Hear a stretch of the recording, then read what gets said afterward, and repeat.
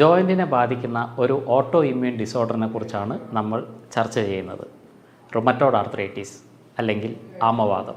മലം പരിശോധിക്കുന്ന സമയത്ത് അതിനകത്തൊരു പ്രത്യേക ബാക്ടീരിയ പി കോപ്രി എന്ന് പറയുന്ന ഒരു ബാക്ടീരിയയുടെ പ്രസൻസ് ധാരാളമായി ഉണ്ട് എന്ന് അവർ കണ്ടെത്തുകയുണ്ടായി. അതുകൊണ്ട് തന്നെ പി കോപ്രിയെ കൺട്രോൾ ചെയ്യാനുള്ള മരുന്നുകൾ കഴിക്കുമ്പോൾ മിക്കവർക്കും റുമറ്റോയ്ഡ് ആർത്രൈറ്റിസിൻ്റെ സിംറ്റംസും കുറഞ്ഞു വരുന്നതായിട്ടും കണ്ടിട്ടുണ്ട്. റുമറ്റോയ്ഡ് ആർത്രൈറ്റിസ് പോലെയുള്ള ഒരു ഓട്ടോ ഇമ്മ്യൂൺ ഡിസീസ് വന്നു കഴിഞ്ഞാൽ അവിടെ ശ്രദ്ധിക്കേണ്ടത് 1. ഗട്ട് ദഹന വ്യവസ്ഥയെ നന്നാക്കാൻ വേണ്ടി ശ്രമിക്കുക. 2.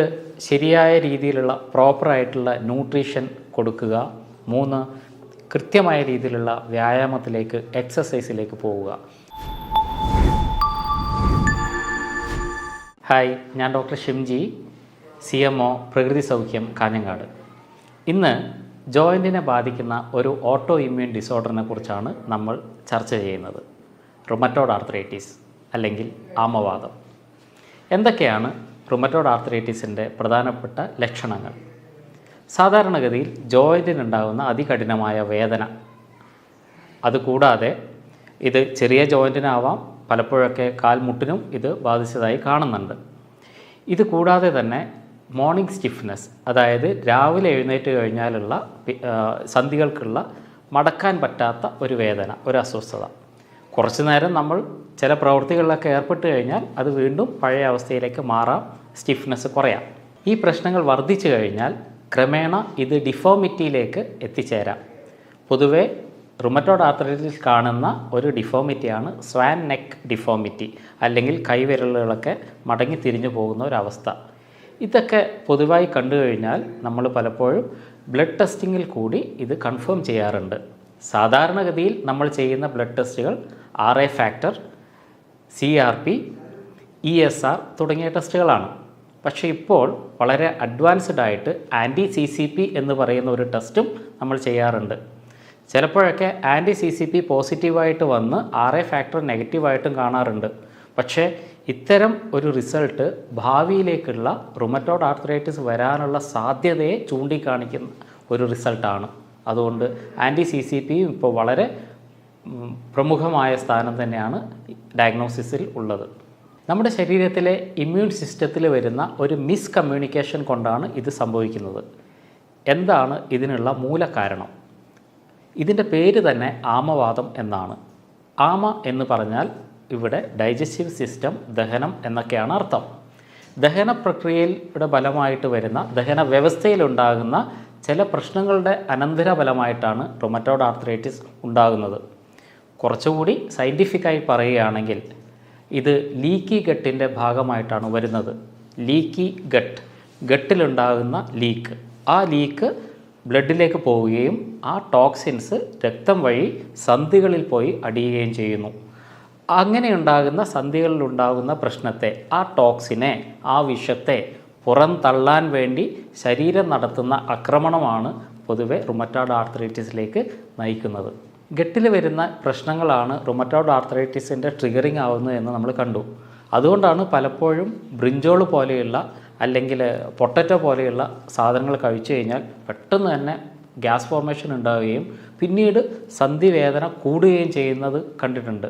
ഇതൊക്കെ ഗട്ടുമായിട്ടുള്ള ഇതിൻ്റെ റിലേഷനെ കാണിക്കുന്ന കാര്യങ്ങളാണ്. നേരത്തെ നമ്മൾ പറഞ്ഞതുപോലെ 90% നമ്മുടെ ഇമ്മ്യൂണിറ്റി ഗട്ടുമായിട്ട് റിലേറ്റഡ് ആണ്, ദഹന വ്യവസ്ഥയുമായി റിലേറ്റഡ് ആണ്. അതുകൊണ്ട് തന്നെയാണ് പലപ്പോഴും ഇമ്മ്യൂണിറ്റിയുടെ ഗേറ്റ് കീപ്പറാണ് ദഹന വ്യവസ്ഥ അല്ലെങ്കിൽ ഗട്ട് എന്ന് നമ്മൾ വിളിക്കുന്നത്.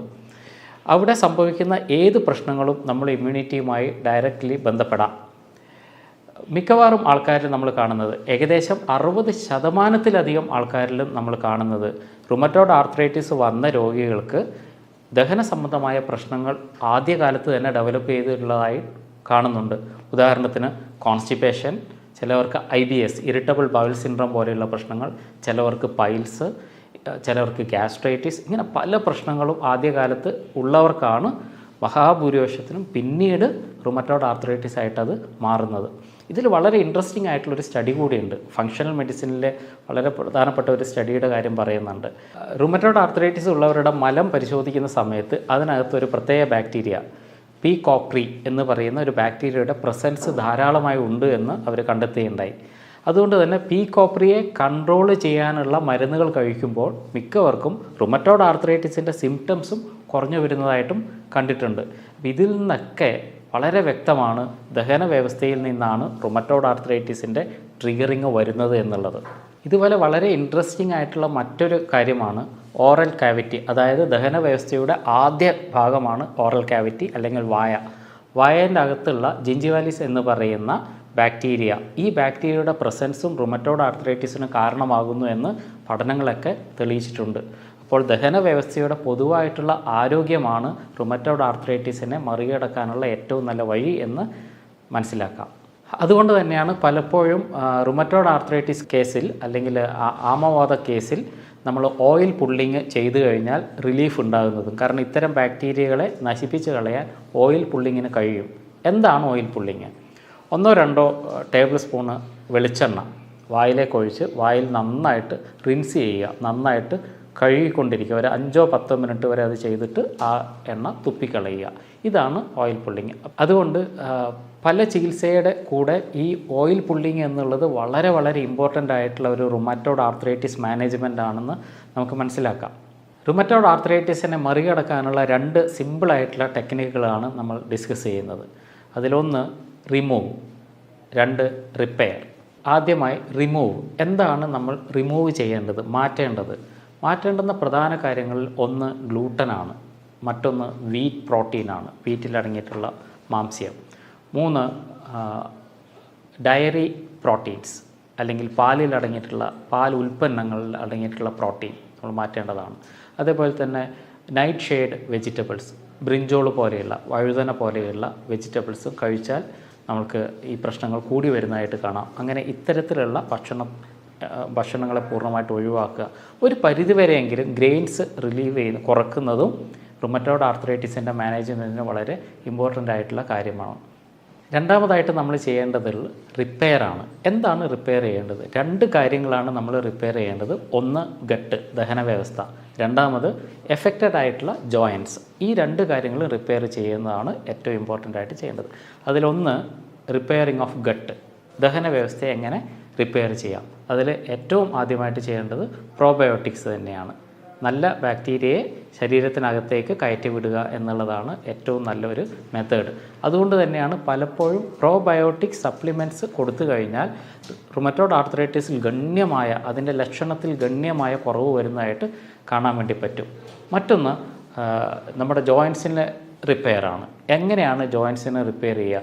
ഇതിനകത്തുള്ള ഇൻഫെക്ഷ്യസ് ആയിട്ടുള്ള മൈക്രോ ഓർഗാനിസത്തിനെ അല്ലെങ്കിൽ രോഗാണുക്കളെ പുറത്തേക്ക് കളയുക എന്നുള്ളതും വളരെ ഇമ്പോർട്ടൻ്റ് ആയിട്ടുള്ളൊരു കാര്യമാണ്. അതിനുവേണ്ടി ഏറ്റവും സാധാരണയായിട്ട് ഉപയോഗിക്കാൻ പറ്റുന്ന ഒരു ഹെർബാണ് വാദം കൊല്ലി എന്ന് പറയുന്നത്. വാദം കൊല്ലിയുടെ ഉപയോഗം റുമറ്റോയ്ഡ് ആർത്രൈറ്റിസിന് വളരെയധികം ഗുണം ചെയ്യുന്നതാണ്. രണ്ടാമത്തേതാണ് ബോസ്വീലിയ അല്ലെങ്കിൽ ഷെല്ലക്കി എന്ന് വിളിക്കുന്ന ഹെർബ്. ഈ 2 ഹെർബുകളുടെയും എഫക്റ്റീവായിട്ടുള്ള ഉപയോഗവും പറയുന്ന റുമറ്റോയ്ഡ് ആർത്രൈറ്റിസിൻ്റെ ജോയിൻറ്റിൻ്റെ റിപ്പയറിന് ഒത്തിരി സഹായിക്കുന്ന ഘടകങ്ങളാണ്. അപ്പോൾ ഗട്ടും അതേപോലെ തന്നെ ജോയിൻറ്റും റിപ്പയർ ചെയ്യാനുള്ള ഹെർബുകളുടെ എഫക്റ്റീവായിട്ടുള്ള ഉപയോഗവും നമുക്ക് റുമറ്റോയ്ഡ് ആർത്രൈറ്റിസിൽ നിന്ന് ഒരു വലിയ പരിധിവരെ സംരക്ഷണം തരുന്നതാണ്. ഇതുപോലെ തന്നെ വളരെ ഇമ്പോർട്ടൻ്റ് ആയിട്ടുള്ള മറ്റൊരു കാര്യമാണ് ജോയിൻറ്റിൻ്റെ മൊബിലൈസേഷൻ, ജോയിൻറ്റിന് കൊടുക്കുന്ന ചലനങ്ങൾ.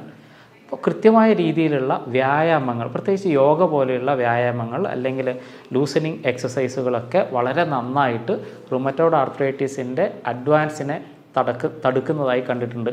അല്ലെങ്കിൽ ഇത് കൂടുതൽ മോശമാകാതെ ഇരിക്കാനും അതുപോലെ മോർണിംഗ് സ്റ്റിഫ്നെസ് കുറക്കാനും സഹായിക്കുന്നതായി കണ്ടുവരുന്നുണ്ട്. അതുകൊണ്ട് കൃത്യമായ രീതിയിലുള്ള വ്യായാമങ്ങളും റുമറ്റോയ്ഡ് ആർത്രൈറ്റിസിനെ സംബന്ധിച്ചിടത്തോളം വളരെ വളരെ ഇമ്പോർട്ടൻ്റ് ആയിട്ടുള്ള ഒരു ഘടകമാണ്. റുമറ്റോയ്ഡ് ആർത്രൈറ്റിസ് പോലെ തന്നെ മറ്റൊരു ആർത്രൈറ്റിസാണ് ഓസ്റ്റിയോ ആർത്രൈറ്റിസ്. ഒരു കാരണവശാലും റുമറ്റോയ്ഡ് ആർത്രൈറ്റിസും ഓസ്റ്റിയോ ആർത്രൈറ്റിസും ഒന്നാണ് എന്ന് തെറ്റിദ്ധരിക്കരുത്. റുമറ്റോയ്ഡ് ആർത്രൈറ്റിസ് ഓട്ടോ ഇമ്മ്യൂണാണ്. അതുകൊണ്ട് അതിനർഹിക്കുന്ന പ്രാധാന്യവും അതിനർഹിക്കുന്ന രീതിയിലുള്ള ട്രീറ്റ്മെൻറ്റ് നമ്മൾ കൊടുത്തേ തീരൂ. അപ്പോൾ ഇൻഫ്ലമേഷൻ കുറക്കാൻ വേണ്ടി സഹായിക്കുന്ന ഡയറ്റ് പാറ്റേൺ നമുക്ക് ഏകദേശം അറിയാം. അതിൻ്റെ കൂടെ ആൻറ്റി ഇൻഫ്ലമേറ്ററി പ്രോപ്പർട്ടിയുള്ള ഒമേഗ-3യുടെ ഉപയോഗവും ഒത്തിരി ഗുണം ചെയ്യുന്നതായിട്ട് കാണാം.